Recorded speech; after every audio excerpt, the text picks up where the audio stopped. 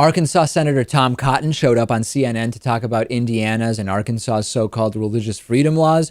I don't know exactly what point he was trying to make, but he said that gay people in those states should just get some perspective and realize that at least they're not being hanged to death.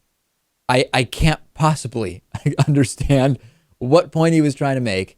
Let's take a listen. Get your quick reaction to what's going on in your home state of Arkansas. Very different subject. The governor, Asa Hutchinson, as you well know, decided he wasn't going to sign into law this religious freedom bill, in part based on what's going on in Indiana right now. Your reaction? Well, Wolf, in Arkansas, we believe in religious freedom. That's one reason why our everybody believes in religious freedom. That's one reason why our But the question is the discrimination, potential discrimination against gay Americans. The Religious Freedom Restoration Act was signed by former Arkansas Governor Bill Clinton in his first year in office. These laws are modeled on that, and a lot of the concerns about discrimination haven't been borne to bear over the last 20 years. But I also think it's important that we have a sense of perspective about our priorities.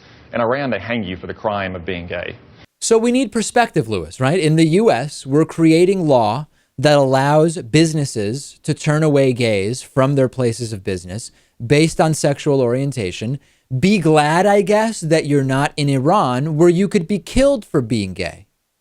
What he's saying is that as long as we are doing, as long as we're not killing you, you should just deal with whatever discrimination and persecution and horrible treatment you get in this country.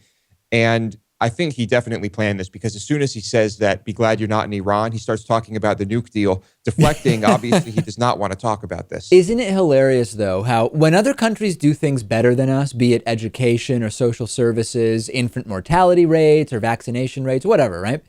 We hear from these right-wingers, this is the U.S., this country is different, we have different standards, who cares what anybody else is doing? It's useless to look at other countries. When you want to pass a law that allows discriminating against gays, he says, hey, let's look at how much worse things are in other countries, countries we would never even think of comparing ourselves to for any other reason. Look at Iran, for example. It's just this hilarious contradiction. Yeah, I don't think he would use this argument in other places, like if we up the tax on the rich, on the 1%, saying, hey, look at France, over there, just be glad you're not there. They could tax you up to 90% of your income. I don't think he would make that argument. They would never make that argument when you point out other countries that have higher taxes. They would say, well, these taxes, we have to base our taxes on what makes sense here. And the other thing is for everybody like Tom Cotton, who is saying this really isn't that bad. It's just discriminating at places at businesses, just saying we don't want your business. It's no big deal. When this becomes the norm, the bigots can work on the next thing. Maybe no gay kids in public schools, or maybe no children of gay parents in public schools, or maybe no gays in elected office. I'm jumping ahead a few steps. We don't want to jump to slippery slopes when they really don't exist. But when you have any form of legal discrimination, that form of legal discrimination is now used as a new baseline to push the next level of legal discrimination. We know this from history, so we shouldn't just write this off as, listen, Iran is crazy. We're doing something that's no big deal.